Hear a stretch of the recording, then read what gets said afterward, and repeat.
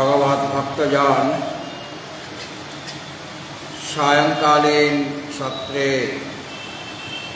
आमादेर आलोच्य विषय श्रीमद् भगवद गीतार त्रयोदश अध्याय क्षेत्र क्षेत्रज्ञ विभाग योग। आमरा 31 संख्यक श्लोक अब्दि आलोचना करेছিলাম এবং ওই শ্লোকটি আজকেও আবার আলোচনা করব। তৎপূর্বে এই অধ্যায়ের 27 সংখ্যক শ্লোক থেকে অধ্যায়ের সমাপ্তি পর্যন্ত আমরা সমবেতভাবে পাঠ করব। 27। ओम नमो भगवते वासुदेवाय।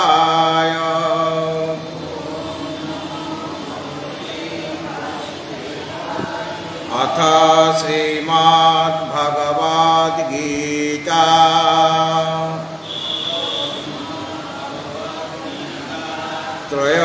त्रयोदशोऽध्यायः क्षेत्र क्षेत्रज्ञ विभाग योगः। श्री भगवानुवाच समां सर्वेषु भूतेषु तिष्ठन्तं परमेश्वरम्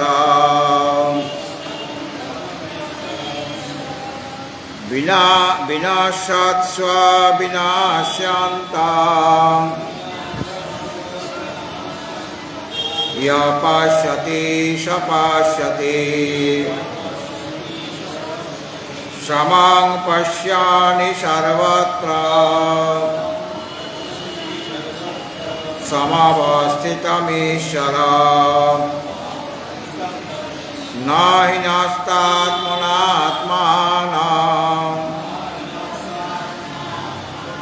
ततो याति परां गतिम्। प्रकृत्यैव च कर्माणि क्रियमाणानि सर्वशः या पश्यति तथात्मानम् अकर्तारं स पश्यति। यदा भूता पृथग्भावम्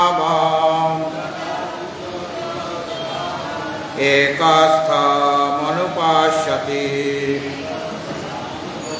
तत एव च विस्तारम्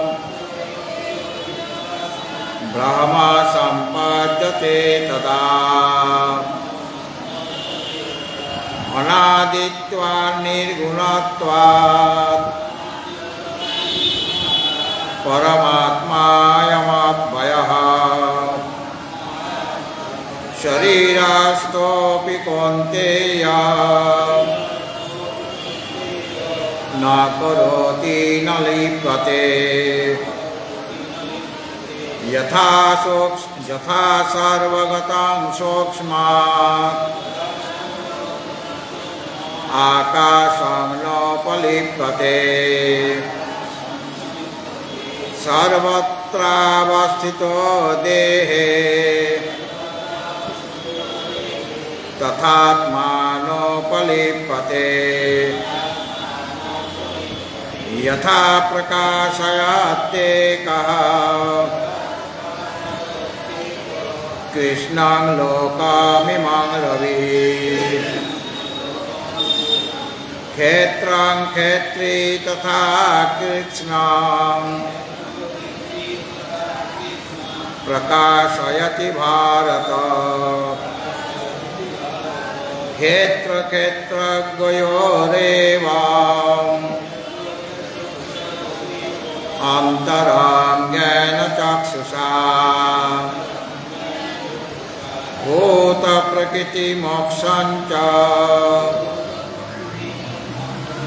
ये विदुर्यान्ति ते परम् भूत प्रकृति मोक्षांच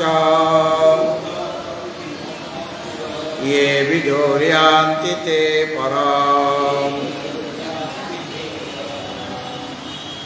भगवत भक्तजन 31 সংখ্যক শ্লোক আমরা গতকালও আলোচনা করেছিলাম। আজকেও ওই শ্লোকটি নিয়ে আলোচনা করছি। অনাদিত্বা নির্গুণত্বাৎ পরমাত্মা অয়মব্যয়ঃ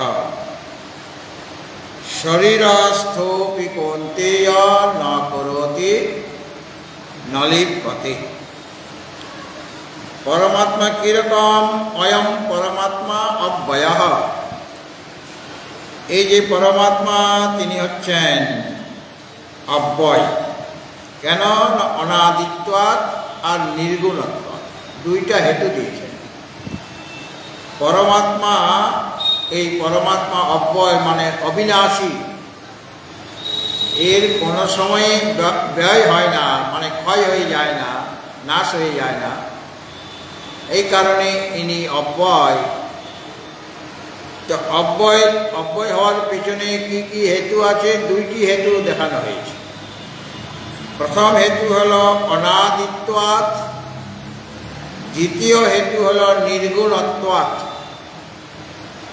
যেহেতু তিনি, তার মধ্যে অনাদিত্য এই ধর্ম আছে এবং নির্গুণত্ব এই ধর্ম থাকাতে এই পরমাত্মা অব্যয় মানে অবিনাশী। অনাদিত্য শব্দের অর্থ করা হয়েছিল, অনাদির ভাবকে বলা হচ্ছে অনাদিত্য। অনাদি কি না? যার আদি নেই, মানে যার কারণ নেই, মানে যিনি জন্মরহিত। তো পরমাত্মা অব্যয় এই কারণে, যেহেতু তার জন্ম হয়নি। জন্ম হলে তবে গিয়ে বিনাশ হতো, মানে ধীরে ধীরে ক্ষয় হতো এবং শেষ পর্যন্ত বিনাশ হতো। কিন্তু জন্মই যার নেই, তার বিনাশ কী করে হবে? এই কারণে তিনি অব্যয়। আবার দ্বিতীয় হেতু দেখানো হলো নির্গুণত্বাৎ অয়ং পরমাত্মা অব্যয়ঃ। এই পরমাত্মা অব্যয় মানে অবিনাশী এই কারণে, যেহেতু তার মধ্যে কোনো গুণ নাই, তিনি নির্গুণ। যার মধ্যে গুণ থাকে তার বিনাশ, সেটা নষ্ট হয়ে যায়।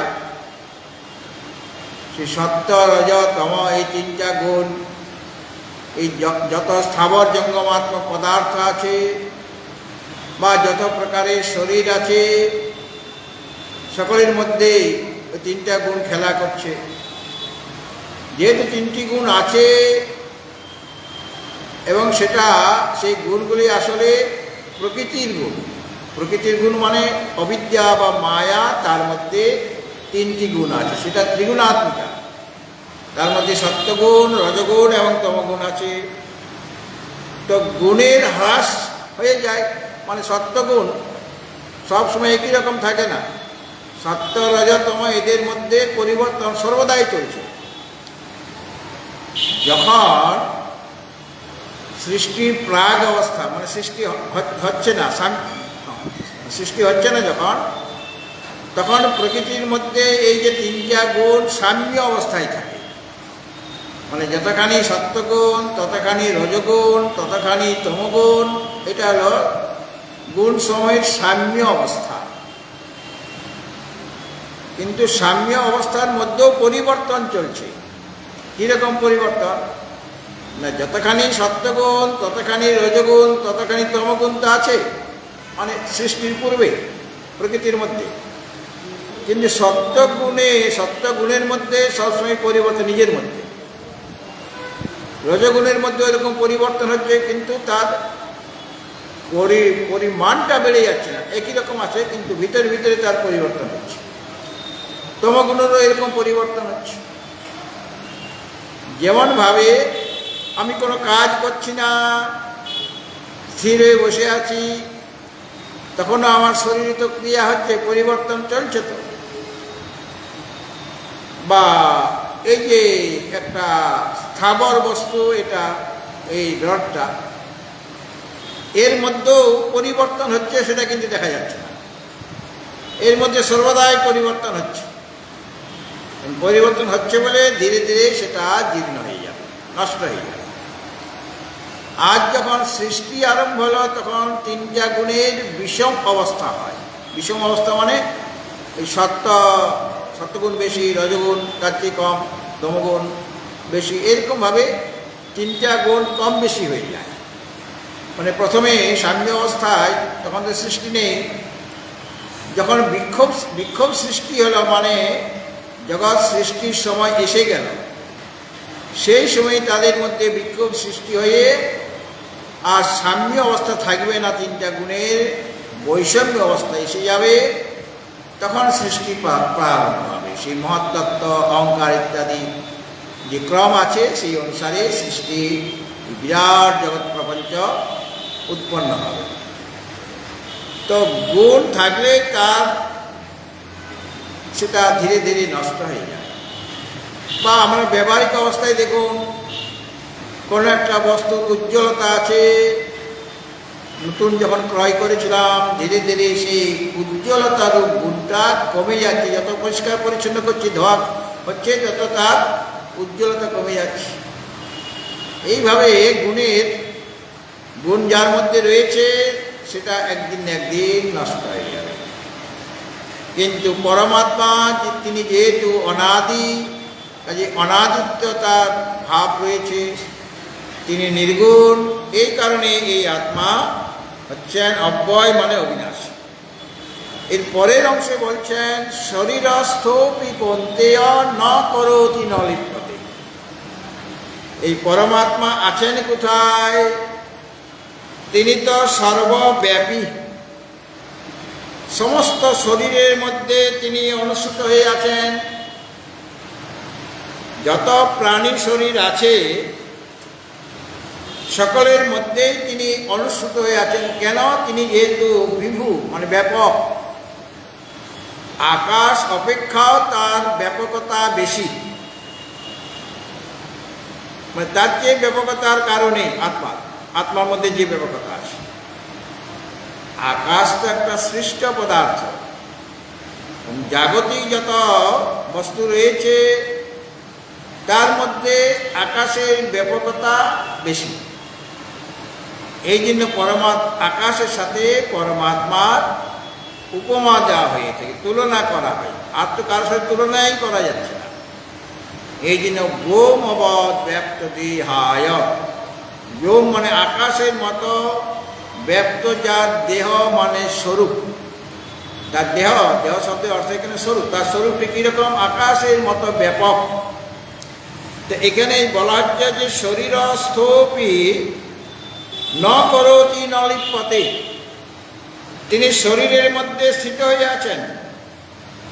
যেহেতু এই আত্মা সর্বব্যাপী, সর্বত্র তিনি রয়েছেন, সকলের মধ্যে তিনি রয়েছেন, সর্বব্যাপী হলেও এই শরীরের মধ্যেও তিনি আছেন।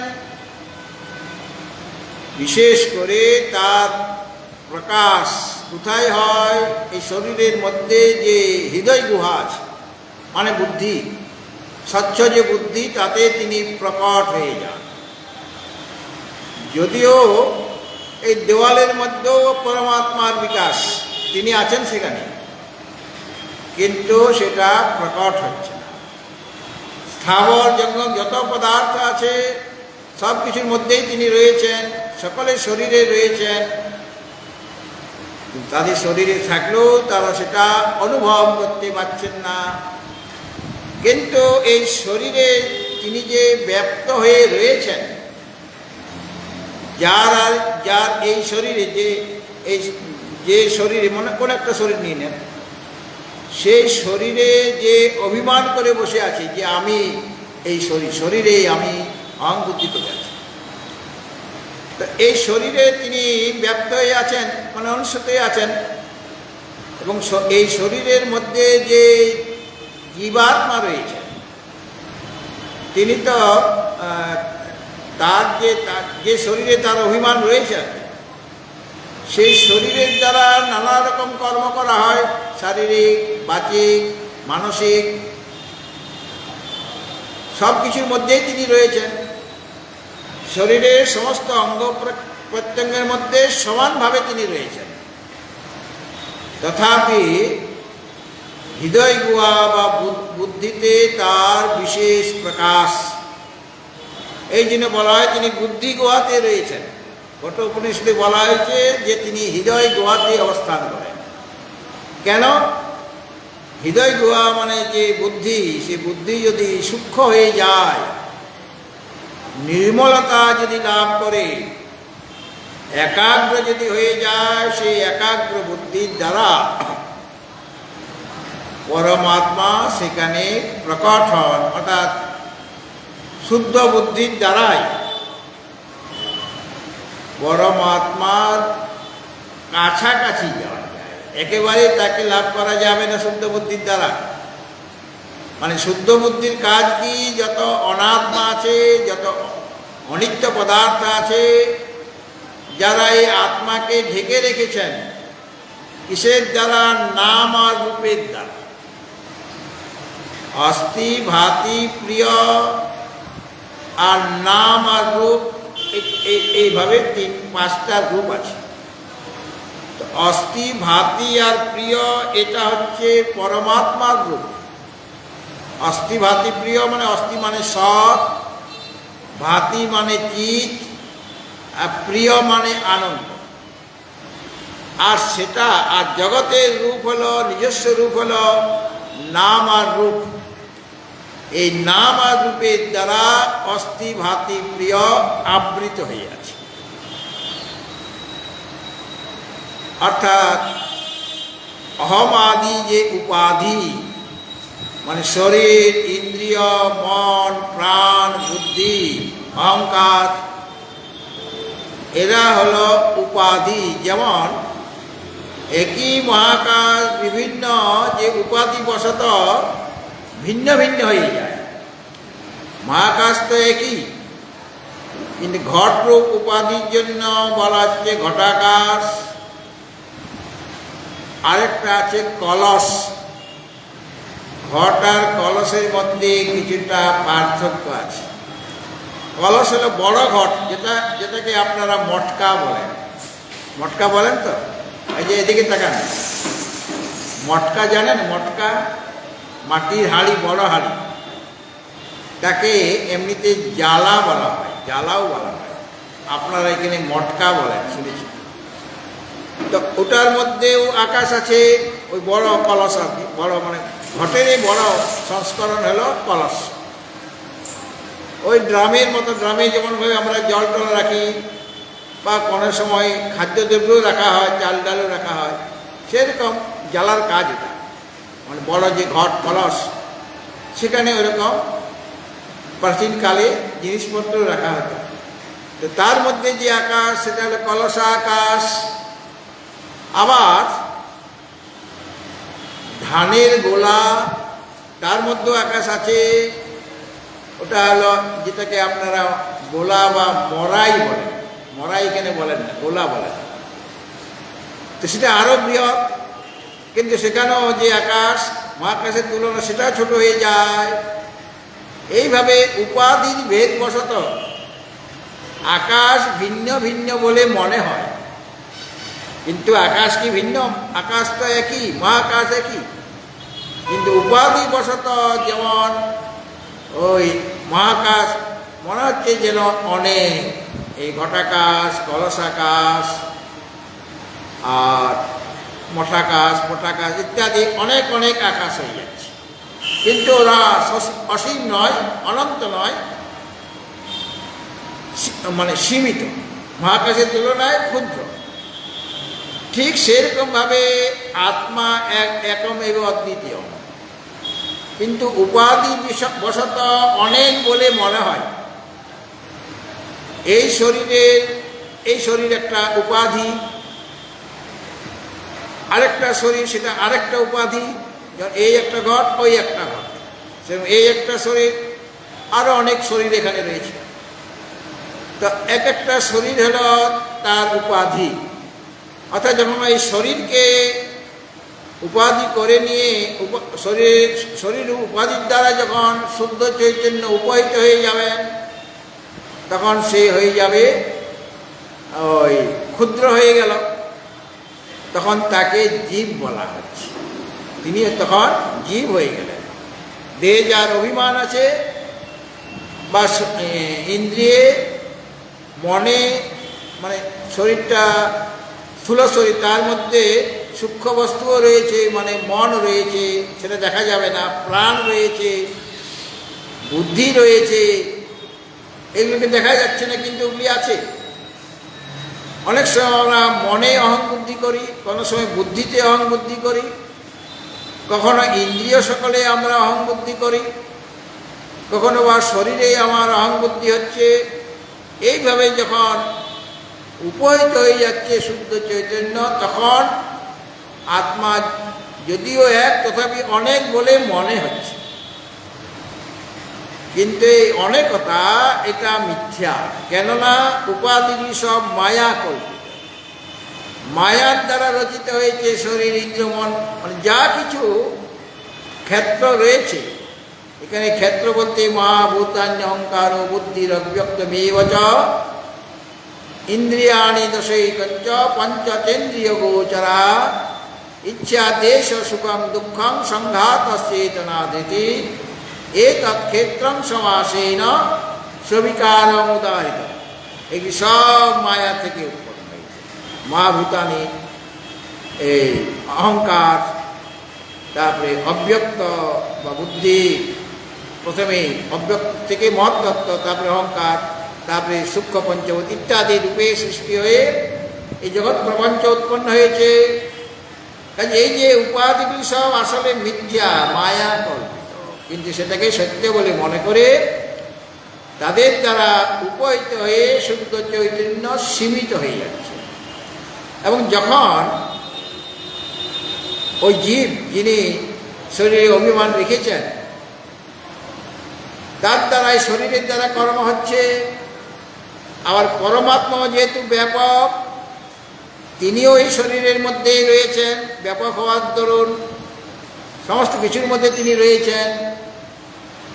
কিন্তু যার মধ্যে তিনি রয়েছেন, সব শরীরে তিনি রয়েছেন, তো শরীরগুলিও মিথ্যাই, মানে মায়া। তথাপি আমাদের কাছে তো সত্য বলে মনে হচ্ছে, ব্যবহারিক তার সত্যতা আছে। তো পরমাত্মা শরীরের মধ্যে স্থিত হলেও এই শরীরের দ্বারা অনেক কিছু কাজ হচ্ছে, শারীরিক কাজ, আর এই শরীরের মধ্যে মন আছে, মানসিক কাজ, অনেক ইন্দ্রিয় আছে, তাদের কাজ হচ্ছে। বাগিন্দ্রিয়ের নাম নেওয়া হয়েছে, মানে শরীরের দ্বারা, মনের দ্বারা আর বাক্যের দ্বারা কাজ হচ্ছে। কিন্তু বাক্য হচ্ছে, কিন্তু অন্যান্য যে কর্মেন্দ্রিয় তাদের দ্বারা কাজ হচ্ছে। আর মন ছাড়া আরও যে জ্ঞানেন্দ্রিয়, মানে মন হলো অন্তঃকরণ, তার দ্বারা যেমন কাজ হচ্ছে। আর যে জ্ঞানেন্দ্রিয়গুলি আছে, চক্ষু রূপ গ্রহণ করছে, এটা একটা কাজ, কর্ণ শব্দ গ্রহণ করছে, এটাও একটা কাজ।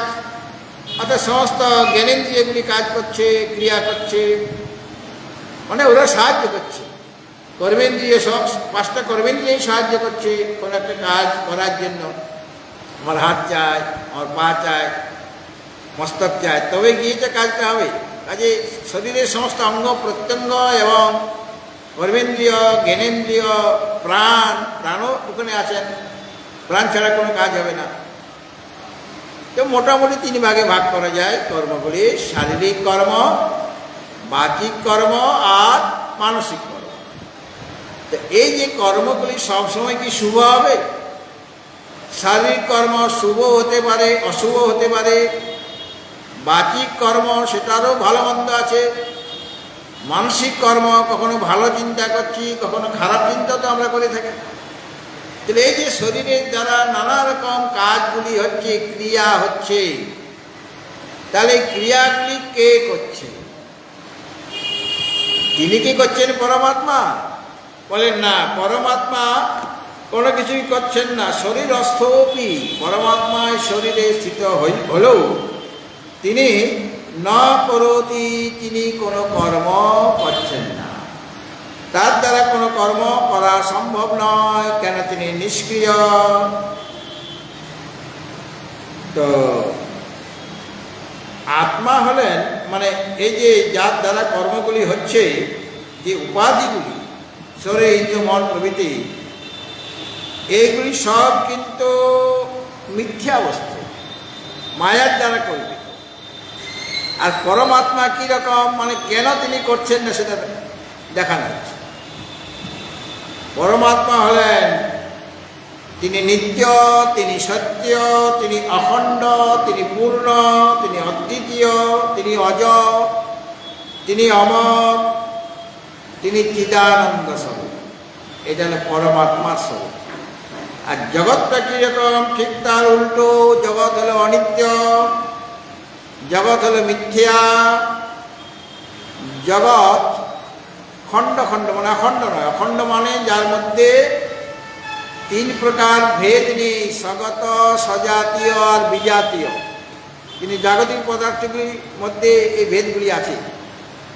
আর তিনি পূর্ণ হলেন পরমাত্মা, মানে যার মধ্যে কোনো রকম ওই পরিচ্ছেদ নেই, মানে দেশগত পরিচ্ছিন্নতা বা কালগত পরিচ্ছিন্নতা বা বস্তুগত যে পরিচ্ছিন্নতা সেটা নেই। অর্থাৎ পরমাত্মা সব দেশে, সব কালে, সব বস্তুতে রয়েছেন। আর জগৎ এই বস্তুগুলো কিন্তু সব দেশে, সব কালে, সব বস্তুতে থাকে না। এই যে একদিকে জড় পদার্থ, শরীরটা জড়, এবং এর মধ্যে ইন্দ্রিয় ইত্যাদি যেগুলি আছে যাদের দ্বারা কাজ হবে আর কি, তারা সকলেই জড়। জড় যে শরীর, জড় যে ইন্দ্রিয়, মন, প্রাণ, বুদ্ধি ইত্যাদি, তার সাথে সত্য স্বরূপ যে পরমাত্মা, তার সম্পর্ক, তার সম্বন্ধটা কী করে হবে? তার সম্বন্ধ হওয়া সম্ভব নয়। মিথ্যার সাথে সত্য বস্তুর সম্পর্ক হবে কি? মিথ্যার সাথে মিথ্যা মিলতে পারে, কিন্তু সত্যের সাথে মিথ্যা তো মিলিত হতে পারে না, তাদের সাথে কোনো সম্বন্ধ থাকতে পারে না। যেটার কোনো অস্তিত্ব নেই তার সাথে সত্য যে পরমাত্মা মিলিত হবেন কেমন করে, সম্বন্ধ রাখবেন কেমন করে? অর্থাৎ কোনোভাবে মিথ্যা বস্তুর সাথে সত্য যে পরমাত্মার কোনো প্রকার সম্বন্ধ থাকতে পারে না। কেননা শরীর আদি হলো মায়ার দ্বারা কল্পিত, মানে মায়া রচিত, মানে মিথ্যা শরীরটা। আর পরমাত্মা হলেন তিনি চেতন, তিনি সত্যস্বরূপ। কাজেই ওই সত্যর সাথে মিথ্যার সম্বন্ধ কী করে হবে? নিত্যের সাথে অনিত্যের সম্বন্ধ কিভাবে সম্ভব? বা যেটা ওই তিন কালে থাকে না, আর তার যে ভিন্ন ভিন্ন নাম রূপ আছে, কার? জগতের। ওই নাম রূপের দ্বারাই পরমাত্মার অস্থিভাতি প্রিয়কে সে আবৃত করে রেখেছে। এই নাম রূপটা সরাতে হবে, তবে গিয়ে অস্থিভাতি প্রিয় আপনা আপনি সেটা স্ফুরিত হয়ে যাবে বা প্রকাশিত হয়ে যাবে। এখন প্রশ্ন হলো যে মিথ্যা যে শরীর আদির সাথে পরমাত্মার সম্বন্ধ কি করে সম্ভব? সম্ভব হতেই পারে না। কেন? দুটার ধর্ম আলাদা আলাদা। একই ধর্ম যদি হতো তাহলে সম্বন্ধ একটা থাকতে পারে, বলে হ্যাঁ একটা সম্বন্ধ আছে। কি সম্বন্ধ? রজ্জুর সাথে সর্পের যেমন সম্বন্ধ রয়েছে, রজ্জুর মধ্যে আমি সর্পের ভ্রম করছি কিনা?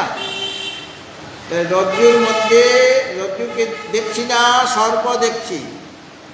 এখন সর্পটার সাথে ওই যে মিথ্যা যে সর্পের সাথে সত্য রজ্জুর একটা সম্পর্ক আছে। যদিও একটা মিথ্যা একটা সত্য, সর্পটা মিথ্যা, ওটা ভ্রমবশত আমি দেখছি, আর রজ্জুটা সত্যিকারের ওখানে রয়েছে। কিন্তু তাদের সম্পর্কটা হলো আধ্যাত্মিক সম্বন্ধ। মানে সর্পের, মানে সর্প, রজ্জুর মধ্যে আমি সর্প দেখছি, সর্পটা অধ্যস্ত হয়ে গিয়েছে রজ্জুতে, মানে আরোপিত হয়ে গেছে। কাজে এখানে রজ্জুর সাথে সর্পের সম্পর্কটা হল আধ্যাত্মিক সম্বন্ধ বা আরোপিত সম্বন্ধ বা অধ্যস্ত সম্বন্ধ। আধ্যাত্মিক সম্বন্ধ অথবা অধ্যস্ত সম্বন্ধ বলা যায়। এর সম্বন্ধ না থাকলে, আমি রজ্জুর মধ্যে সাপটা দেখলাম কেমন করে, একটা সম্বন্ধ রয়েছে, সেখানে সর্প রজ্জুতে আরোপিত হয়ে গেছে। একটা যেটা রজ্জুটা সর্প নয়, কিন্তু সর্পত্ব ধর্ম রজ্জুর মধ্যে এসে গিয়েছে ভ্রমবশত, অজ্ঞানতাবশত। তাহলে যেমনভাবে রজ্জুতে যে কল্পিত সর্প, মানে ভ্রমবশত যে সাপটা আমি দেখছি সেটা কল্পিত সর্প, মানে সত্যিকারের সাপ তো সেখানে নেই। সে যে কল্পিত সর্প, কখনো সাপ দেখছি, কখনো জলের ধারা দেখছি। ওই রজ্জুতে কেউ সাপ দেখছে, আরেকজন দাঁড়িয়ে আছে আমার পাশে, সে দেখছে না না মহারাজ এটা সাপ না, এটা জলের ধারা। ওখানে কেউ জল বালতিতে করে নিয়ে যাচ্ছিল, সেই বালতি ফুটো ছিল, জল পড়েছে, এটা জলের ধারা। কেউ বলছে না আমার মেঝেটা ফেটে গেছে, ওটা ফাটার দাগ, মানে এটা মেঝেটা ভগ্ন হয়ে গিয়েছে। এইভাবে এক একজন এক এক রকমভাবে রজ্জুটাকে কল্পনা করছে। কেউ সর্পরূপে কল্পনা করছে, কেউ বা জলের ধারা সেখানে দেখতে পাচ্ছে, আর কেউ বা মনে করছে ওটা একটা সরু লাঠি আছে, একটা বাঁকা লাঠি, বাঁশের লাঠি পড়ে আছে, এরকম দণ্ড দেখতে পাচ্ছি। এক একজন যার যেরকম অজ্ঞান হয়েছে, যার যেরকম ভাব অনুসারে কেউ সাপ দেখছে, যার সাপের ভয় সে সাপ দেখছে, আর যার পিছলে যাওয়ার ভয় সে দেখছে জলের ধারা, আর যে বুড়ো মানুষ লাঠি চায়, ওখানে লাঠি একটা পড়ে আছে, কাজে লাঠি দিয়ে আমি চলতে পারবো ভালোভাবে। তা একটা জিনিসে নানা রকমের প্রতিভাত হচ্ছে, কিন্তু ওখানে কে আছে? আসলে রজ্জুটাই আছে, সেখানে সাপও নাই, বা জলের কোনো ধারাও নাই, বা কোনো দণ্ডও পড়ে নাই। ভিন্ন ভিন্ন রূপে একই রজ্জু নানা রকমভাবে যার ভ্রম হয়েছে, এক একজনের ভ্রম এক এক রকম, সে ভিন্ন ভিন্ন রূপ দেখে, ভিন্নভাবে দেখে রজ্জুটাকে। এই যে কল্পিত যেটা হয়েছে, কল্পিত সর্প রজ্জুতে, ওই কল্পিত সর্পের সাথে রজ্জুর সম্পর্কটা কি, সম্বন্ধটা কি? আধ্যাত্মিক সম্বন্ধ, মানে সর্পটা রজ্জুতে আরোপিত হয়ে গিয়েছে। রজ্জুটাকে যখন রজ্জু বলে বুঝতে পারছি না, তখন আমার সর্প ভয় ছিল মৃদুমন্দ অন্ধকারে, আর চোখেও একটু দোষ আছে, ওখানে আমি সাপটা আরোপ করেছি কোথায়? সত্য রজ্জুতে। মিথ্যা বস্তু সত্য বস্তুতে আরোপিত করা যায়, এবং এই যে আরোপ করা হচ্ছে এটা একটা সম্বন্ধ। এই সম্বন্ধের নাম আধ্যাত্মিক সম্বন্ধ বা অধ্যস্ত সম্বন্ধ। ঠিক সেরকমভাবেই শরীর আদি যেগুলি মিথ্যা বস্তু, মায়া কল্পিত যেগুলি, ওগুলি মিথ্যা, আর পরমাত্মা হলেন সত্য। তো শরীরের সাথে পরমাত্মা সম্বন্ধটা কি না আধ্যাত্মিক সম্বন্ধ? অর্থাৎ শরীর আদিতে আমি আত্মার আরোপ করে দিচ্ছি, সেখানে আমি অহং বুদ্ধি করছি।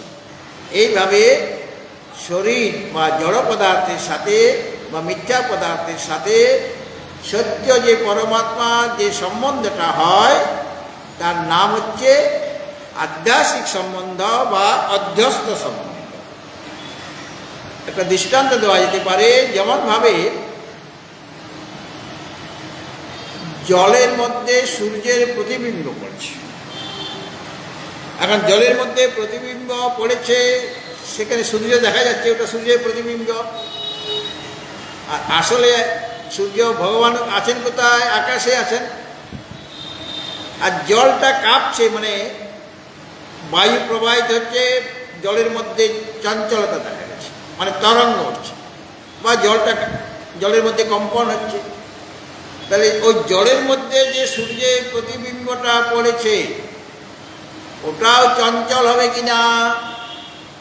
ওই প্রতিবিম্বটা কাঁপবে কিনা? কাঁপবে। কিন্তু আকাশের যে আকাশস্থিত যে বিম্বরূপ সূর্য, সে কি কাঁপবে জলের চঞ্চলতার জন্য? জল তো কাঁপছে, জলের মধ্যে তরঙ্গ উঠছে, কিন্তু মহাকাশে যে সূর্য সে একই রকমভাবে, তার মধ্যে কোনো কম্পন নেই। আবার জলের দিকে আপনি তাকাচ্ছেন, তার প্রতিবিম্ব কাঁপছে, কেন? জলটা চঞ্চল হয়ে গেছে, জলের মধ্যে ঢেউ খেলছে, কাজে সূর্যের প্রতিবিম্বটা সেখানে ওই রকমভাবে তার মধ্যে চঞ্চলতা দেখা যাবে। তাহলে বাস্তবিক পক্ষে ওই বিম্বস্বরূপ যে সূর্য যেটি আকাশে রয়েছে তার মধ্যে কোনো কম্পন নাই, ওই জলের মধ্যে যে সূর্য রয়েছে সেখানে কম্পন দেখা যাচ্ছে। এরা এইরকমভাবে আমরা দেখতে পাই। ঠিক সেই রকম, এটা দৃষ্টান্ত, ঠিক সেরকমভাবে শরীরাদি ওটাকে জল মনে করুন, আর আত্মা হলেন বিম্বস্বরূপ, সেখানে তার প্রতিবিম্ব পড়ছে শরীরে, এই শরীর আদিতে। তো শরীর আদির দ্বারা যে কর্ম অনুষ্ঠিত হচ্ছে, ওই শরীরের সাথে আত্মার আধ্যাত্মিক সম্বন্ধ হয়ে গেছে। অর্থাৎ অজ্ঞানতাবশত আত্মার স্বরূপ আমি বুঝতে পারছি না, যেমন রজ্জুকে বুঝতে পারছি না বলেই সেখানে আমার সর্বের ভ্রম হয়ে যায়। আর পরমাত্মা বিষয়ক আমার অজ্ঞান আছে, মানে তার জ্ঞান আমার হয়নি, পরমাত্মাকে পরমাত্মা বলে বুঝতে পারছি না।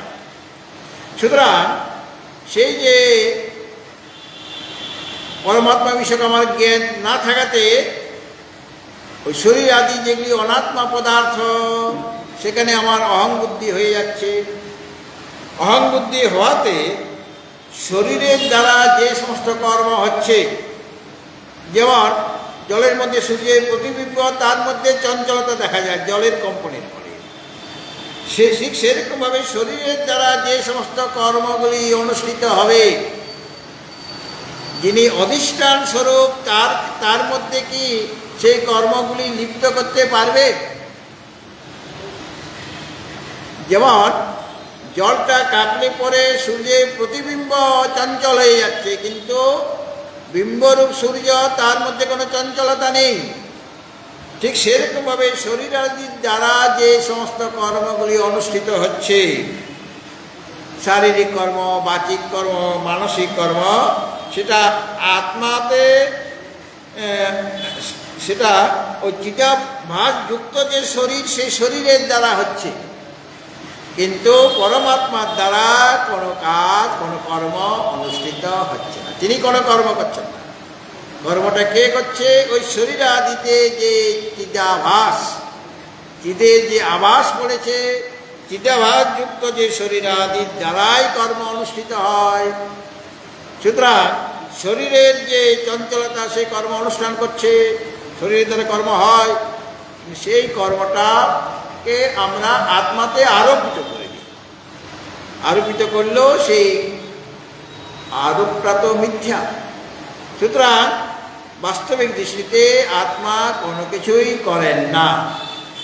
ঠিক সেরকমভাবে ওই শরীর আদির দ্বারা যে কর্ম করা হচ্ছে, সেই কর্মের একটা ফল আছে, সেই ফলটা ভোগ করতে হয় শরীরে যিনি অভিমান রাখবেন।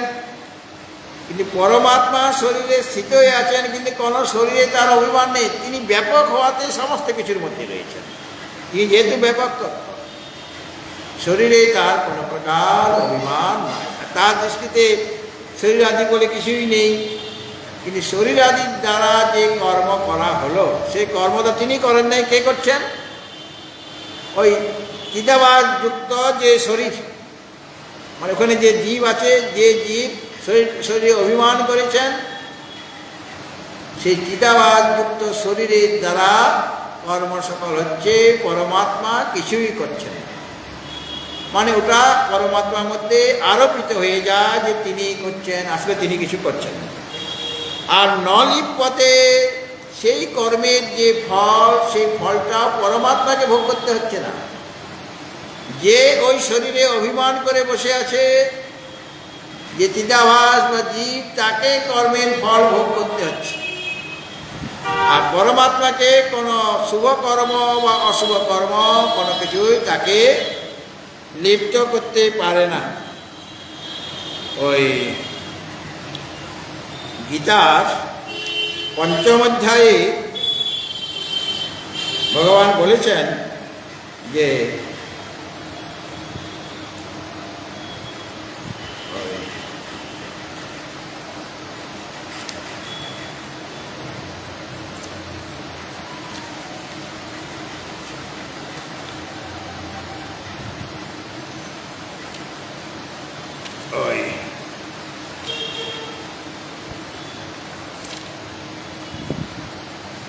পঞ্চম অধ্যায়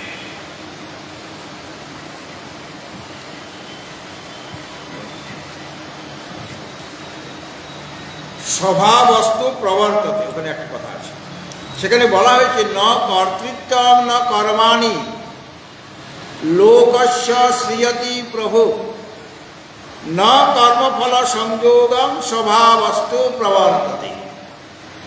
এই স্বভাব মানে হলো প্রকৃতি। ভগবান বিভু প্রভু মানে পরমেশ্বর, তিনি কাউকে কর্তৃত্ব দেন না, বলে তুমি এই কর্মটা করো, তা তিনি কাউকে কর্তৃত্ব দেন না বা কর্ম করান না। ন কর্মাণি, তিনি কাউকে বলেন না যে এই কর্ম করো তুমি বা কর্তৃত্ব রাখো, এটা বলেন না। এটা প্রভু এমনি কর্তৃত্ব বা কর্ম সকল সৃষ্টি করেন না। আর কর্মের ফলের সাথেও প্রভু মানে পরমেশ্বর তিনি আমাদের সংযুক্ত করে দেন না। এই যে কয়েকটা কাজ হচ্ছে, যে আমরা যে কর্তৃত্ব বা ভোক্তৃত্ব, আমি নিজেকে কর্তা বা ভোক্তা বলে যে মনে করছি, আর যে কর্ম সকল আমি করছি সেই পরমেশ্বরের দ্বারাই প্রবৃত্ত হয়ে আমি কর্ম করছি বা তার দ্বারাই আমার কর্মের ফল ভোগ হচ্ছে।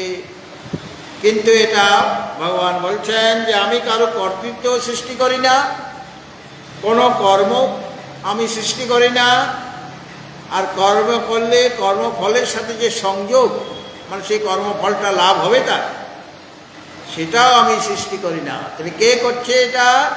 না স্বভাবস্তু প্রবর্ততে। স্বভাব মানে এখানে প্রকৃতি। স্বভাবস্তু প্রবর্ততে অর্থাৎ স্বভাবের দ্বারা, মানে স্বভাবে প্রবৃত্ত হয়ে থাকে। আর এই প্রকৃতি থেকে উৎপন্ন যে শরীর আদি, সেই শরীর আদিতে যিনি অভিমান রাখবেন, ওই প্রকৃতির কাজকে বলবেন যে আমি করেছি, কর্তৃত্ব সে তার, মানে এই কর্মের কর্তা আমি, এরকমভাবে তার কর্তৃত্ব বোধ এসে যাবে। যদিও কাজটা প্রকৃতই কর্মাণি ক্রিয়মাণানি সর্বস্ব, সমস্ত কর্ম সর্বতভাবে প্রকৃতির দ্বারাই সম্পাদিত হয়ে থাকে। তো এই যে কর্ম করছেন প্রকৃতি, অথচ জীব যদি মনে করে যে আমি কর্তা, মানে অভিমান বশত, শরীরে অভিমান আছে, কাজে সেই বলছে আমি কর্তা। ভগবান এটা পরমেশ্বর কিন্তু কাউকে কর্তৃত্ব দেননি। প্রকৃতির যে কর্ম, প্রকৃতির যে ক্রিয়ার মধ্যে সে নিজেকে, ও প্রকৃতির যে সৃষ্ট শরীর আদিতে অভিমান করেছে বলে সে নিজেকে কর্তা বলে মনে করছে। আর এইগুলি আমার কর্তব্য কর্ম, কাজে সেগুলি তাকে করতে হবে। আর কর্মফল যে সুখ দুঃখ ইত্যাদি, সেটা প্রকৃতির দ্বারাই প্রবৃত্ত হচ্ছে, প্রকৃতি মানে মায়ার দ্বারাই প্রবর্তিত হচ্ছে। কিন্তু পরমাত্মা বা প্রভু কারো সাথে ওই কর্তৃত্ব বা ভক্তিত্ব দিয়ে দেন না, কর্মসকল সৃষ্টি করেন না, বা কোনো ব্যক্তিকে কর্ম যে ফল সুখ দুঃখ ইত্যাদি সেটাও তিনি দেন না। ভগবত ভক্তজন এইভাবে যারা নিজেকে কর্তার ভোক্তা বলে মনে করছে, পরমাত্মা তো আসলে শরীরে স্থিত হলেও তিনি নিজে কিছু করছেন না, বা ওই শরীরের দ্বারা যা কিছু কর্ম হচ্ছে তার ফলও তাকে ভোগ করতে হয় না, মানে লিপ্ত হন না। তিনি ধর্ম বা অধর্মের দ্বারা, জীবের যে অধর্ম বা ধর্মের দ্বারা তিনি লিপ্ত হয়ে যান। তো কারা লিপ্ত হবেন? যার মধ্যে যিনি নিজেকে কর্তা বলে মনে করবেন, যিনি নিজেকে ভোক্তা বলে মনে করবেন, তাকেই কর্মের ফলটা ভোগ করতে হবে। এখন সংসার কাকে বলে? সংসারের লক্ষণটা হলো বেদান্তে দেওয়া আছে যে কর্তৃত্ব ভোক্তৃত্ব লক্ষণও সংসার। এই কর্তৃত্ব আর ভোক্তৃত্ব যার মধ্যে আছে সেই হলো সংসারী ব্যক্তি, এটাই সংসার। অর্থাৎ যে মনে করবে আমি কর্তা, আমি এত এত কাজ করেছি, আমি বর্তমানে এই ফল ভোগ করছি, নিজেকে ভোক্তা বলে মনে করেন, তিনি হলেন সংসারী, মানে জীব। জীবের মধ্যে কর্তৃত্ব আর ভোক্তৃত্ব থাকবে, যতদিন তার জীবত্ব আছে তার কর্তৃত্ব ভোক্তৃত্ব থাকবে, কেন সে তখন সংসারী। সংসারী মানে জীব। সংসারী মানে এই নয় যে যারা আমরা মনে করি সংসারী মানে যারা বিয়ে শাদী ইত্যাদি করেছেন, ছেলে মেয়ে আছে, অনেক পরিবার পরিজন নিয়ে থাকেন, তারা সংসারী, এরকম আমরা মনে করি। আসলে এটা সংসারের লক্ষণ নয়। ঘর সংসার মানে স্ত্রী পুত্র বা পরিবার পরিজন থাকলেই যে তুমি সংসারী হয়ে যাবে, এটার কোনো এটা বলা যাবে না। কখন সংসারী আমরা হব? একজন সন্ন্যাসী, সে তো বিয়ে শাদী করেনি, তার সংসার পরিবার পরিজনও নেই, তাহলে সে কি অসংসারী হয়ে গেল? বলে না, তাকে অসংসারী তাকেও বলা যাবে। সে সংসার করেনি বলে তবুও সে অসংসারী নয়। কেন নয়? যদি সন্ন্যাসী হয়েও যদি মনে করে যে আমি কর্তা, আমি ভোক্তা, আমি কাজ, আমি এত তপস্যা করেছি, সেই তপস্যার ফল আমি এখন ভোগ করছি, তাহলে কর্তৃত্ব ভক্তিতে এসে গেল কিনা? এত এত তপস্যা করেছি, এত জপ করি, এত ধ্যান করি, 24 ঘন্টার মধ্যে 12 ঘন্টায় আমার এইভাবে কেটে যায়, বিরাট তপস্যী আমি, তাহলে এটাও কর্তৃত্ব আর ভক্তিত্ব। এই কারণে তখনও সে অসংসারী পরমাত্মা হতে পারেনি, তখন সে শরীরই হয়ে আছে। শরীর মানে শরীরে যার অভিমান আছে তিনি শরীরী, মানে সংসারী, মানে জীব। জীবের এই যে শরীরী, জীব শরীরী বলতে জীবকেই বোঝাচ্ছে, শরীরে যার অভিমান আছে। আবার সংসারী জীবকে সংসারী বলা হচ্ছে যে জীবের কর্তৃত্ব ভোক্তৃত্ব আছে, সে হলো সংসারী। এই তোমাকে যদি পরমাত্মা দর্শন করতে হয় তাহলে কি করতে হবে? এই তিনটা জিনিস, অর্থাৎ কর্তৃত্ব ভোক্তৃত্ব ত্যাগ করতে হবে। আর কে? শরীরে যে অভিমান আছে আমার, সেই অভিমানটা ত্যাগ করলে তবে পরমাত্মা দর্শন হবে। শরীরে সকলে আমার শরীর, আমি স্থূল, আমি কৃষক, আমি গৌর, আমি কৃষ্ণ, কৃষ্ণ মানে কালো, অভিমান আছে। ততক্ষণ তুমি শরীরী হয়ে থাকলে মানে এখনো তুমি জীবত্বকে অতিক্রম করতে পারোনি, জীবত্ব তোমার মধ্যে রয়ে গিয়েছে। তবে শরীরে আর অসংসারী মানে কর্তৃত্ব ভোক্তৃত্ব তোমার থাকা চলবে না। অর্থাৎ প্রকৃতির যে কার্য, সেই কার্যে তোমার নিজের কার্য এটা তোমার মনে করা চলবে না। কারণ তোমার আসলে তোমার স্বরূপটা হলো তুমি পরমাত্মার যা স্বরূপ সেটাই তোমার স্বরূপ। আর অনাদি অজ্ঞান বশত তুমি এই যে উপাধিগুলিকে স্বীকার করে নিয়েছ। বিবেক মণিতে বলা হয়েছে, আচার্য শঙ্কর বলেছেন উপাধিগুলি কি? এই শরীর, ইন্দ্রিয়, মন, প্রাণ, বুদ্ধি, অহংকার, এগুলি সব উপাধি আমাদের। এই উপাধি থেকে মুক্ত না হলে পরমাত্মার স্বরূপকে জানা যাবে না। এগুলি উল্লেখ করা হয়েছে সেখানে। শরীরে আমার কত অভিমান রয়েছে, শরীরকে সুখে রাখার জন্য আমরা কত চেষ্টা করে চলেছি।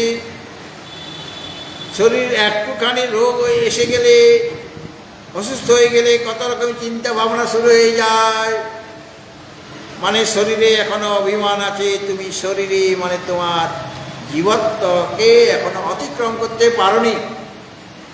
ঠিক সেরকমভাবে আমাদের মানে ভাবনা রাখতে হবে বারবার যে আমি কর্তা নই, আমি ভোক্তা নই, আমি শরীর নই, ইন্দ্রিয় নই, মন নই, প্রাণ নই, আমি কে? আমার প্রকৃত স্বরূপটা কি? না চিদানন্দ রূপ শিবোহম শিবোহম, এইটি আমার প্রকৃত স্বরূপ। আমি চিৎ স্বরূপ, আমি আনন্দ স্বরূপ, আমি সৎস্বরূপ। এই নিজের স্বরূপটির তোমার চিন্তা সর্বদাই করতে হবে। বিষয় চিন্তন অর্থাৎ অনাত্মা চিন্তন পরিত্যাগ করে তোমাকে আত্মচিন্তন করতে হবে। তবে গিয়ে তোমার শরীরে যে অভিমান আছে, যে অভিমান থাকার জন্য শরীর আদির দ্বারা যে কর্ম করাচ্ছে, সেই কর্মের কর্তা ভোক্তা তুমি মনে করছ, সেই সমস্ত অভিমানগুলিকে ত্যাগ করতে হবে। গুরুদেব একটা গল্প বলতেন যে এক গুরুদেবের শিষ্য আছে, তার অনেক শিষ্য, তার মধ্যে একজন শিষ্য খুব গুরু সেবা করেন। তো গুরুদেব তো শিষ্যকে সব যা কিছু বিদ্যা তিনি দিয়ে দিয়েছেন, এখন সমাবর্তন হবে, মানে গুরুকুলে এতদিন বাস করছিলেন, এখন তিনি ফিরে যাবেন, সংসারে যাবেন, মানে গৃহস্থ হবেন তিনি। তো গৃহস্থ হওয়ার জন্য সমস্ত শাস্ত্র অধ্যয়ন করতে হবে, তবে গিয়ে সৎ গৃহস্থ হওয়া যায়। পূর্বকালে প্রাচীনকালে গুরু গৃহে থেকে গুরু সেবা করে তবে গিয়ে বিদ্যা অর্জন করতে হতো, এবং গুরু সেবা করতে হবে, গুরু পত্নী সেবা করতে হবে, আবার অধ্যয়নও করতে হবে। আর গুরুদেবের কাছে গরু আছে, বাছুর আছে, সেগুলোকেও মাঠে নিয়ে যেতে হবে, আর জঙ্গল থেকে কাঠ কেটে আনতে হবে মাথায় করে। ভগবান শ্রীকৃষ্ণ তার গুরুদেব যে সঞ্জীবনী মুনি, তার জন্য কাঠ নিয়ে আসতেন ওই তাদের সখাদের মানে সহপাঠীদের সাথে, সুতমা সহপাঠী ছিলেন, তিনিও করেছেন, মানে লোকশিক্ষার জন্য তিনি করে গিয়েছেন। তো সৎ গৃহস্থ হতে গেলেও তোমাকে শাস্ত্র অধ্যয়ন করতে হবে, গুরু সেবা করতে হবে, তবে গিয়ে সৎ গৃহস্থ হওয়া যায়। কেন, তার তো সব জানা হয়ে গেছে জীবনের লক্ষ্যটা কি। ভোগটাই জীবনের লক্ষ্য নয়, ত্যাগটাই জীবনের লক্ষ্য, সেটা তিনি জেনে গিয়েছেন। সেইভাবে তিনি গারস্থ ধর্ম পালন করবেন, তার তো সব জানা হয়ে গেছে। তো সেই শিষ্য এখন তার পড়াশোনা হয়ে গিয়েছে, গুরু দক্ষিণা দিতে হবে। এতদিন তো গুরুর ঘরেই খেয়েছেন, তার গৃহে তিনি ঘুমিয়েছেন, কিন্তু ভিক্ষা করতে হয়েছে মাঝে মাঝে। ভিক্ষা করে গুরুদেবকে সব দিয়ে দিয়েছেন, এটা তো দক্ষিণা নয়। সেই ভিক্ষান্ন তিনিও খেয়েছেন, গুরুদেবও খেয়েছেন, বা আরও অনেক তার গুরু ভাই আছে সেখানে, তারা সকলে খেয়েছেন। আর অন্যান্য গুরু ভাইরা তারাও ভিক্ষা ইত্যাদি করতেন, বা বড় বড় জমিদার যারা, তারা সাহায্য করত। আহারে সংকুলন না হলে তারা সেরকম ব্যবস্থা করতেন, বা বই শাস্ত্র ইত্যাদি গ্রন্থ ক্রয় করে তাদের দিতেন। গুরুদেবের এত তো পয়সা নেই, খেতে পেতে গরিব মানুষ। এখন শিষ্য বলছেন, গুরুদেব এখন তো আমার বিদ্যা সম্পূর্ণ হয়েছে, তো আপনাকে গুরু দক্ষিণা দেব। কি দক্ষিণা আপনি চান, জিজ্ঞেস করার নিয়ম আছে। এমন একটা দিলাম জিনিস যেটা গুরুদেব কোনো কাজেই লাগবে না, আপনার কী রকম দক্ষিণা দিলে, কি দক্ষিণা আপনাকে দেব বলুন। গুরুদেব বলছে, হ্যাঁ দক্ষিণা তো দিতে হবে, তাছাড়া বিদ্যা তো সম্পূর্ণ হবে না। এক কাজ করো, এমন একটা জিনিস আমাকে দাও, সেই জিনিসের নামটা তিনি বলছেন, এমন একটা জিনিস আমাকে দাও যেটা কারো কোনো কাজে লাগে না, এরকম একটা জিনিস আমাকে দাও। এটা খুব সোজা ব্যাপার, এতে অনেক কিছু আছে কারো কোনো কাজেই লাগছে না। শিষ্য যাচ্ছে, মানে গুরুদেবকে বলছেন প্রণাম করে যে, ঠিক আছে মা গুরুদেব, আমি এখনই আসছি আপনার জন্য নিয়ে, গুরু দক্ষিণা এখনই দিই। রাস্তায় চলতে চলতে একটা পাথরে হোঁচট খেয়ে পড়ে গেছে শিষ্য। এই তো এর কোনো কাজে লাগে না এই পাথরটা, কাজে পাথরটা গুরুদেবকে দক্ষিণা রূপে দেব। সে তখন পাথরটা তো মাটিতে প্রথিত হয়ে আছে, গেঁথে আছে, তাকে তোলার চেষ্টা করছে নানারকম দিয়ে, হাতুড়ি বা দিয়ে ছেনি দিয়ে ওটা তোলার চেষ্টা করছে। পাথর, এই কে কেউ তুমি? বলে, আমি গুরুদেবের শিষ্য, গুরু দক্ষিণা দিতে যাচ্ছি। বলে, আমাকে এরকম খোঁড়াখুড়ি করছে কেন, কী করবে? বলে, আপনি তো কোনো কাজে লাগেন না। পাথরটাকে বলছে শিষ্য, কাজে গুরুদেব বলেছেন যেটা কারো কোনো কাজে লাগে না, সেই রকম একটা বস্তু আমাকে দেবে। তুমি তো কোনো কাজে লাগো না, আমি তো হোঁচট খেয়ে পড়ে গেছি, আমার পায়ে ব্যথা হচ্ছে। বলে, গুরুদেব কী বলেছে, যেটা কোনো কাজে লাগে না, আমি কোনো কাজে লাগি না। এখনই তো ঢালাই হবে, স্টোন চিপ লাগবে না, এইখান থেকেই তো স্টোন চিপ হবে, তবে তো মন্দিরটা হবে, আমি কোনো কাজে লাগি না। তা তো বটে, তুমি তো কাজে লাগো, তাহলে তোমাকে নেওয়া যাবে না। গুরুদেব বলেছেন যেটা কোনো কাজে লাগে না। তারপর দেখছেন যেতে যেতে যে ওই কিছু এমনি কাঠ পড়ে আছে, সাধারণ কাঠ অংশ পড়ে থাকে রাস্তায়, এটা তো কারো কোনো কাজে লাগছে না, একটা কাঠ পড়ে আছে এমনি অনেক দিন ধরে পড়ে আছে। এই কাঠটা তুলে নিয়ে যায়, গুরুদেবকে দক্ষিণা দেবে। সেটা তুলতে যাচ্ছে, কাঠ বলছে কি গো কি করছো? বলে তুমি তো কোনো কাজে লাগো না, তোমার গুরুদেবকে দক্ষিণা দেবো, এটা নিয়ে যাবো আমি। বলি যারা গরিব লোক, যারা গ্যাস কিনতে পারে না, কয়লা কেনার টাকা নেই, তারাই তো আমাদের কুড়িয়ে কুড়িয়ে রান্না করে, তারা খায়, আমাকে জ্বালিয়ে খাবে। কাজে আমি কোনো কাজে লাগি না, এটা কি ব্যাপার? আমি তো কাজে লাগি, যেটা তুলতে যাচ্ছে সেটাই কাজে লেগে যাচ্ছে। বেলপাতা তুলসী পাতা কাজে লাগে, ওটা তোলার সাহস হচ্ছে না। তারপর জায়গায় গেছে, জঙ্গলে বিছুটি পাতা রয়েছে, বিছুটি পাতা যে লাগলেই না একদম শরীরে ফুলে যাবে। ধীরে ধীরে সেই বিছুটি পাতা যাতে শরীরে না লাগে, সে তো জানে যে তো ফুলে যাবে, আমার জ্বালা করবে। ধীরে ধীরে এমন তুলতে চাইছে যাতে করে তার শরীরে স্পর্শ না, তুলতে যাবে, এখনো তুলে নেই। বিছুটি পাতা, এই কে তুমি আমার অঙ্গ ভঙ্গ করছ? বলে আমি গুরুদেবের শিষ্য, দক্ষিণা নিয়ে যেতে বলেছি। তুমি তো কোনো কাজে লাগে না, তোমাকে স্পর্শ করলে এই তো এরকম শরীর জ্বালা করবে, কাজে কয়েকটা পাতা দাও, আমি নিয়ে যাই, গুরুদেবকে দক্ষিণে দেবো বিছুটি পাতা। বলে গুরুদেবকে বিছুটি পাতা দক্ষিণে দেবে? বলে হ্যাঁ। বলে আমি কোনো কাজে লাগি না? বলে না, সে তো দেখছি না। বলে একজন আয়ুর্বেদিক যে চিকিৎসক, তাকে জিজ্ঞাসা করো এই বিছুটি পাতা থেকে কত রকমের ঔষধ হয়, তুমি কী করে বুঝবে? তুমি তো চিকিৎসক নাও, আয়ুর্বেদিক পড়াশোনা করনি। আমার এই পাতার রস এই আয়ুর্বেদিক ডাক্তারে নিয়ে যায়, এই পাতার থেকে রস বার করে জীবনদায়ী ওষুধ বেরিয়ে আসে। সাপের বিষ থেকে তো ওষুধ হয়, জীবনদায়ী ওষুধ হয় না? ওই সাপের বিষটা আমাদের জীবন নিতেও পারে, আবার সেই বিষটা আমাদের জীবন দিতেও পারে। তো যেটা স্পর্শ করতে যাচ্ছে সেটাই কোনো না কোনো কাজে লেগে যায়। ও বেচারি এক জায়গায় স্থির হয়ে বসে গেল। আমি তো এমন কোনো জিনিস দেখছি না। আরে বাবা, গুরুদেবও এইরকম, এমন আমি জানতাম তার মনটা নরম হৃদয়, এখন দেখি কঠিন হৃদয়। আমি মানে পরিশ্রম করতে করতে ক্লান্ত হয়ে পড়েছি, আর খুঁজে পাচ্ছি না কোনো।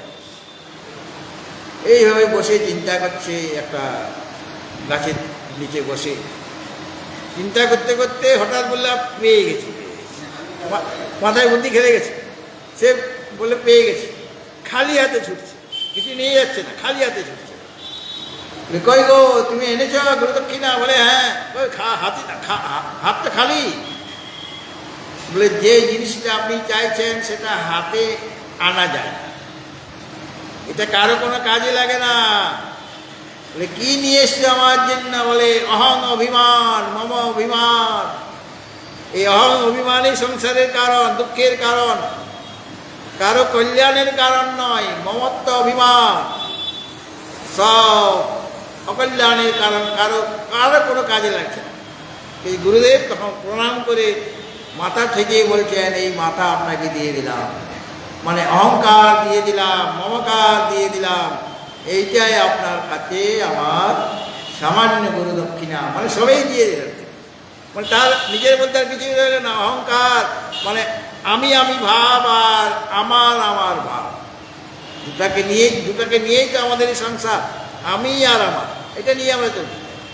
আর গুরুদেব বললেন, তুমি গৃহস্থ ধর্ম পালন করবে, সুখী দম্পতি হতে চাও, কাজে এই দুটা জিনিস তুমি যে দিলে, অভিমান আর মম অভিমান, গুরুর চরণে নিবেদন করে দিলে, সমর্পণ করে দিলে, এখন যা তোমার সমস্ত বিদ্যা কাজে লাগবে, তোমার সংসার সুখের হবে, অবশেষে তুমি মুক্তিপদ লাভ করে জীবনকে ধন্য করতে পারবে। সুতরাং এই যে অভিমান আমাদের রয়েছে, যার জন্য কর্তৃত্ব ভক্তিত্ব ইত্যাদি, পরমাত্মা কিছু কর্তৃত্ব দিচ্ছেন না বা ভক্তিত্ব দিচ্ছেন না, সব এই আমাদের অজ্ঞানতাবশত আমি নিজেকে কর্তা ভোক্তা বলে মনে করছি, আর মনে করছি আমি করছি, আমি ফল ভোগ করব, বা আমি সমাজ সেবা করছি, বিরাট কাজ করছি। সমাজ সেবা করে আবার সাথে সাথে মোবাইলে তুলছে, মানে ফেসবুকে হোয়াটসঅ্যাপে সব দিয়ে দিল। বাপরে, তুমি কত বড় সেবক! মানে তুমি সেবা করো না, তুমি সম্মান চাইছো, তুমি প্রতিষ্ঠা চাইছো। এটা তোমার শান্তির কারণ হবে না, অশান্তির কারণ হয়ে যাবে। তোমাকে তো নিষ্কামভাবে করতে হবে। সমাজ সেবাও যদি করো নিষ্কামভাবে, প্রচার তোমার প্রয়োজন নেই। একজন দেখছেন তুমি কি কাজ করছো, কি সেবা করছো, একজন উপরে রয়েছেন। সুতরাং ঈশ্বর অর্পণ বুদ্ধিতে তার প্রীতির উদ্দেশ্যে কর্ম করলে সেটা বন্ধনের কারণ হবে না। সেই রকম কর্ম তুমি করো, সেইভাবে সমাজ সেবা করো, সব কিছু করো, কিন্তু আমাকে ভুলে গেলে তোমার যত অশান্তি, যত যন্ত্রণা হবে। আর এই যত সব জাগতিক পদার্থ, শব্দাদি যে বিষয়, সব কিন্তু মায়া রচিত। এটা মনে রাখবে, মায়া কল্পিত। কাজে মিথ্যা পদার্থের প্রতি আসক্তি ত্যাগ করে যিনি সত্য স্বরূপ, যিনি নিত্য, যিনি শুদ্ধ স্বরূপ, যাকে পেলে সব পাওয়া হয়ে যাবে, যাকে জানলে সব জানা হয়ে যাবে, আর যাকে পেলে বড় কথা নিজের ঘরটা খুঁজে পাবো। আমরা তো পরের ঘরে আছি। পরের ঘর মানে শরীরটা আছি, এই শরীরটা তো আমার নয়, এটা পঞ্চভূতের শরীর। সে ভাড়া ঘরে কিছুদিনের জন্য আছি, বেশি দিন থাকতে দেবে এই শরীরে? শরীর বলবে না, তোমার 30 বছর হয়ে গেছে, 30 বছরের জন্য লিজ নিয়েছ, আর থাকা যাবে। কেউ 50 বছরের জন্য লিজ নিয়ে থাকে, মানে আয়ুটা। কেউ বা 100 বছরের জন্য লিজ, সেই লিজ যখন পূর্ণ হয়ে যাবে তখন শরীর বলবে তুমি যাও এখান থেকে, আমিও জীর্ণ হয়ে যাব, আমিও নষ্ট হয়ে যাব, আর তুমিও এখান থেকে শোনো। আরেকটা শরীর ভাড়া করতে হবে, আরেকটা শরীর সে লাভ করবে। এইভাবে পরের ঘরে কতদিন আর কাটাবে? যত শরীর আমি পাচ্ছি সেই শরীরে তো আমাকে থাকতে হচ্ছে। তাহলে বারবার আমাকে মানে ঘর ভাড়া করতে। একবার আগরতলায় আমার পোস্টিং ছিল, এখানে ঘর ভাড়া করে থাকলাম। তারপরে 1 বছর পাঠিয়ে দিল আসামে, সেখানে আরও ঘর ভাড়া করে থাকো। তারপর আসাম থেকে পাঠিয়ে দিল ব্যাঙ্গালোরে। যত সব জিনিসপত্র কিনেছিলেন সব নষ্ট হয়ে যাবে। যদি বিক্রি করতে যান অর্ধেক টাকাও পাবেন। যারা এইভাবে বিভিন্ন জায়গায় ঘুরেন তাদের অবস্থা তারাই বুঝে কত কষ্ট। আবার ছেলে মেয়েদের শিক্ষা দীক্ষাও কত অসুবিধা হয়ে যায়, তাদের দূরে রাখতে হয়, মানে হোস্টেলে রাখতে হবে, কাছে রাখতে পারছেন না আপনি। আর আপনাদের বারে বারে যে ভাড়ার ঘরে যেতে হচ্ছে, নিজের ঘর আছে অথচ ভাড়া ঘরে থাকতে হচ্ছে আপনাকে। কতখানি দুঃখের ব্যাপার সেটা, কতখানি কষ্টের ব্যাপার। সেরকমভাবে আমরা সকলে তো ভাড়া ঘরেই আছি, অথচ নিজের একটা ঘর আছে সেটার সন্ধান না নিয়ে আমি ভাড়া ঘরে থাকতে পছন্দ করছি বলে আমাকে অনেক দুঃখ কষ্ট ভোগ করতে হচ্ছে। তো নিজের ঘর কোনটি? এই যে পরমাত্মা, যিনি সৎস্বরূপ, চিৎস্বরূপ, সেটাই আমার নিজের ঘর। সেখানে তাকে লাভ করলে আমি নিজের ঘরে গেলাম, আমি তখন স্বরাজ্যে ফিরে পেলাম, নিজের রাজ্যে ফিরে পেলাম, আমি সাম্রাজ্য পেলাম, আমি তখন স্বাধীন হলাম। তার আগে আমরা সব পরাধীন।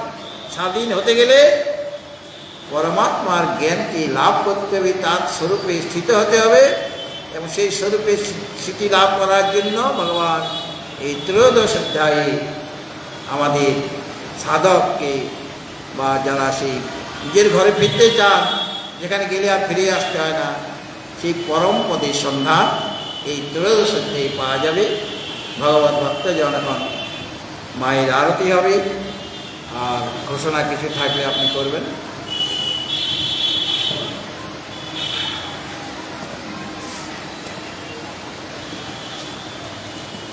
এখন গীতা মায়ের আরতি।